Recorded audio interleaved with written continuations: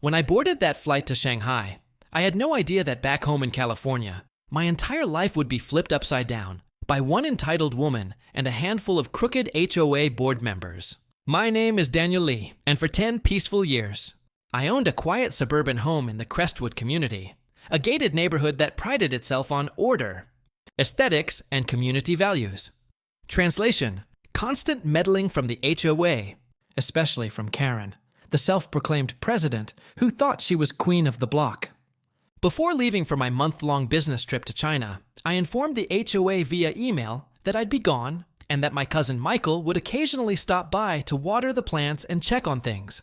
Karen, of course, replied with her usual passive-aggressive tone, reminding me that extended absences required HOA approval under their so-called community oversight policy. I ignored her. I'd paid every fee, maintained my home meticulously, and had 0 violations. It wasn't until 2 weeks into my trip, while standing under the glowing lanterns of Nanjing Road, that I received a strange email from my bank. Notice of mortgage payoff. My heart sank. I didn't sell my house. I immediately called my bank, but with the time difference, communication was chaos. By the time I managed to speak to someone, the representative said something that froze me completely.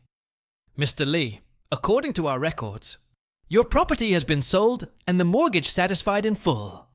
I nearly dropped my phone. That's impossible! I shouted into the receiver, my voice echoing across the hotel lobby. Who authorized it? The rep said, the sale was processed through a local real estate agent. Apparently, your homeowners association handled the paperwork. We received signed documents with your name. I couldn't breathe. My signature had been forged. My house, my sanctuary, had been sold while I was halfway across the world. I contacted my cousin Michael immediately, and he drove to my address that same night. When he arrived, he called me in shock.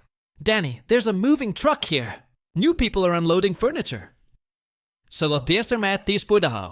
My stomach twisted. I had worked my entire adult life to buy that house. Every brick, every corner, every piece of furniture represented years of sacrifice. Yet now, a stranger was moving in like they owned it. Karen had finally crossed the line.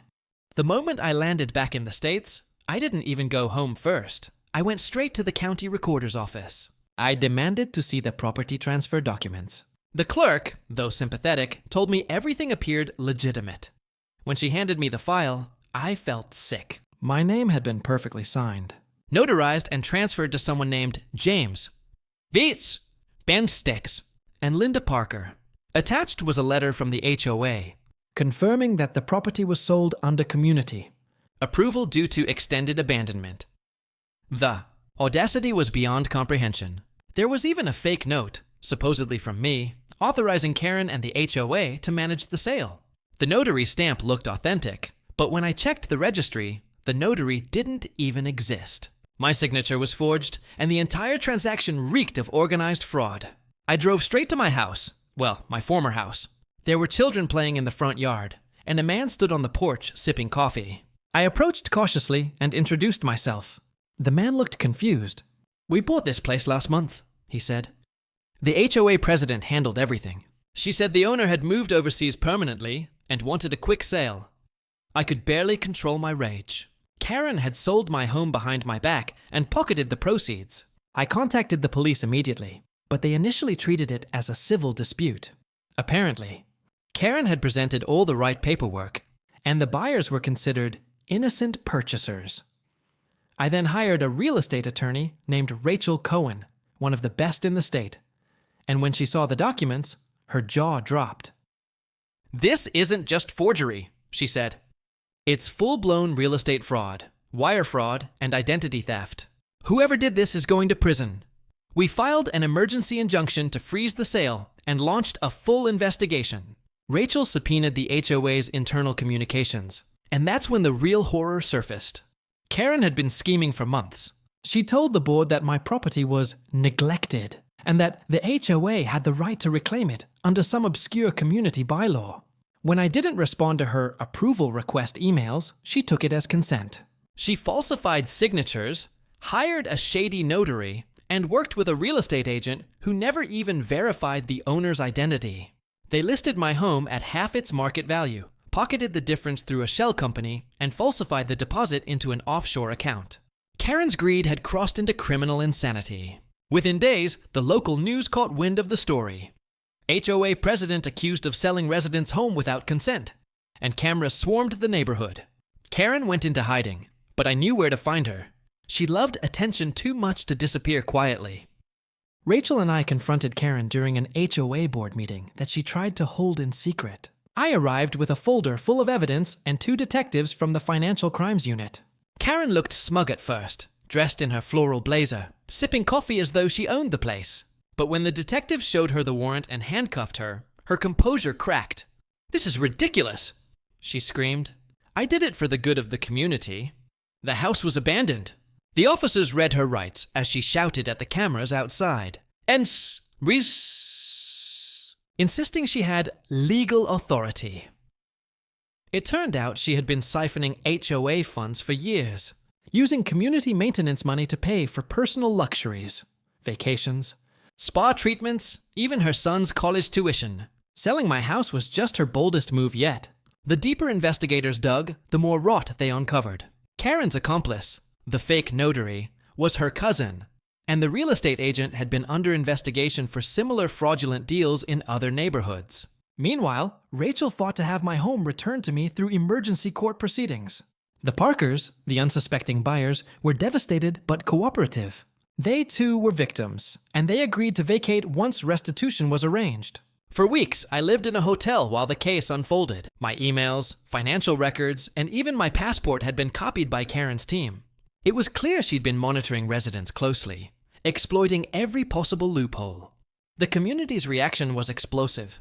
People who once admired her for being strict but organized now realized she was a criminal mastermind. The HOA was dissolved by court order, and every board member faced questioning. I remember sitting in the courtroom the day Karen was officially charged with fraud, forgery, conspiracy, and grand theft. When the judge read out the charges, Karen tried to cry her way through it, claiming she never meant harm. The prosecutor, however, laid out every shred of evidence: fake emails, bank transfers, notarized lies, all linked directly to her. When they displayed the fraudulent signature next to mine on a projector, the courtroom fell silent. The contrast was undeniable. Karen's jaw tightened. She knew she was done. The detective testified how she tried to delete her email history before the arrest, but failed.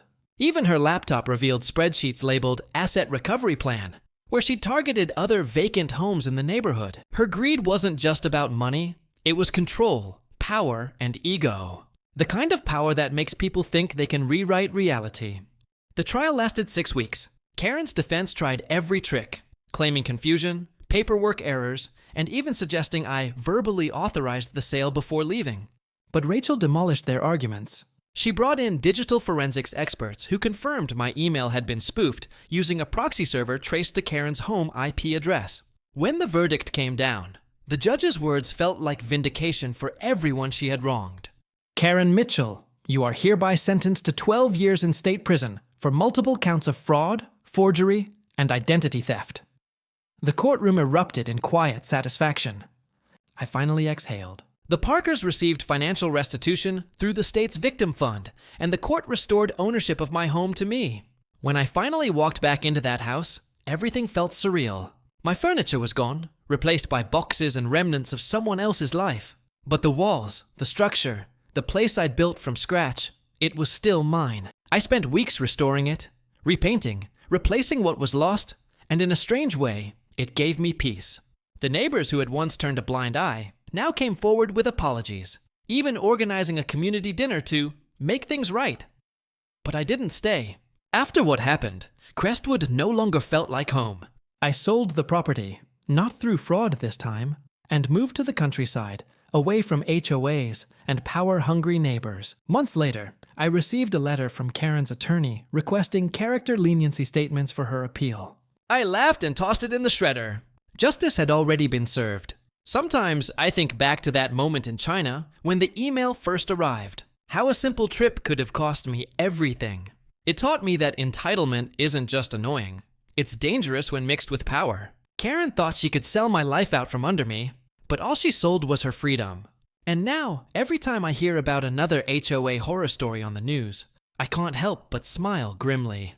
Because I know firsthand, when the wrong person gets a taste of authority, they'll burn a community down just to feel in control. But sooner or later, the flames consume them instead.